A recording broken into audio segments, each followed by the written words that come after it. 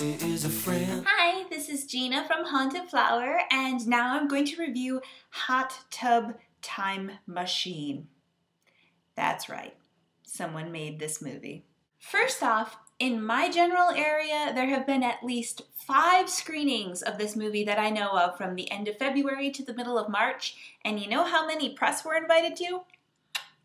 That's right. That's about how much faith the makers of this movie had in this movie, since we're not allowed to put out our reviews until the day it's released. So I recorded this a long time ago. This movie is probably not going to be the next The Hangover or 40-Year-Old Virgin, but it definitely takes in quite a bit of raunchy comedy to try and get itself over with that crowd. Director Steve Pink was a screenplay writer, music supervisor, and producer on High Fidelity with John Cusack. So there are some similar vibes of great music mixed with heartbreak to make an homage to that movie within Hot Tub Time Machine. This movie stars John Cusack, Rob Corddry, Craig Robinson, Clark Duke, and this is an ensemble piece about a group of friends who try to cheer up by revisiting a ski lodge of their youth and accidentally travel back 20 years through time to 1986.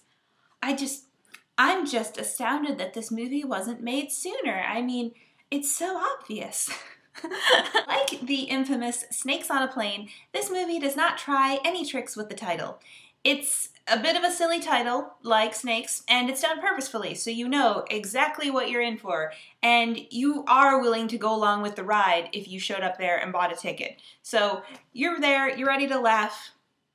Once you have accepted that you are walking into a showing of Hot Tub Time Machine, where you will watch grown men return to the 80s in a magic hot tub, anything else they want to do is pretty much fair game. One of the constant gags is that a bellhop in the future is missing an arm, but in the past, he has both his arms. So every time he gets in a dangerous situation, you're waiting for him to lose his arm. It's a little weird. One of the characters is actually outright cheering for it, but I just really wanted it to happen and be over with, but they really drag it out. It doesn't take long for the crew to realize they're in the 80s when neon, funky hairstyles, cassette players, Super Mario Brothers, and dozens of other hints await them at the lodge. After the initial joke, it's only kept up with fantastically chosen 80s hits sprinkled throughout the film. I really wish there had been a little bit more music, since its use were some of the best moments in the film. There are lots of over-the-top slapstick moments. After all, we're waiting for a guy to lose his arm in a ridiculous manner.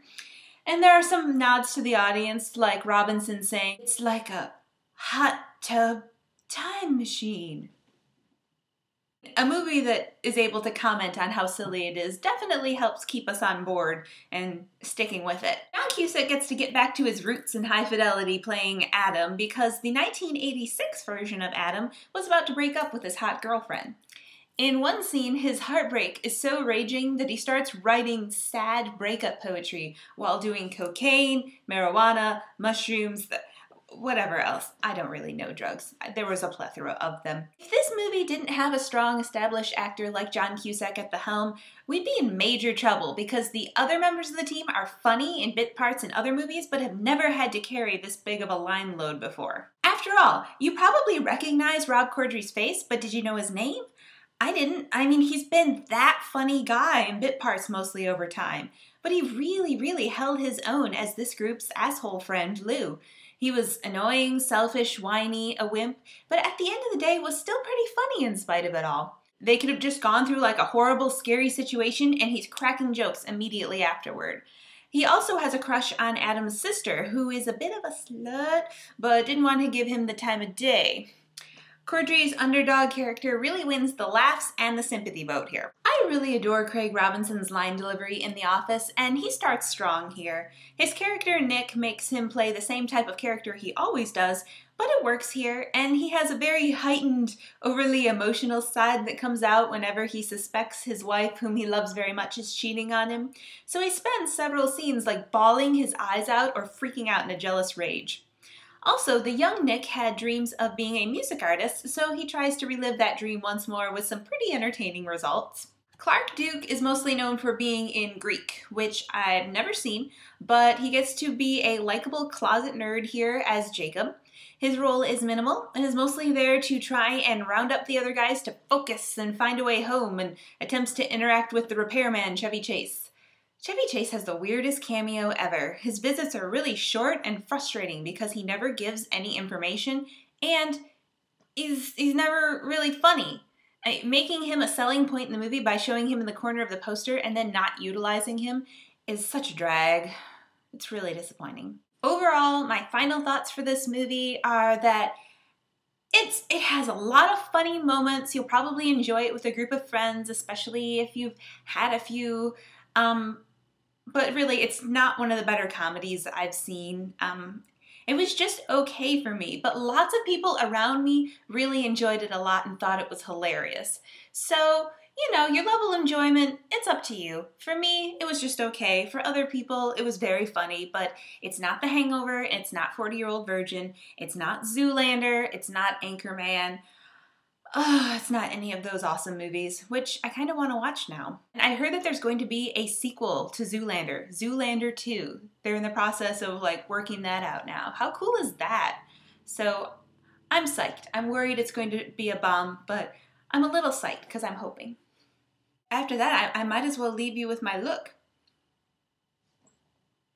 I can't do it as well as Ben Stiller.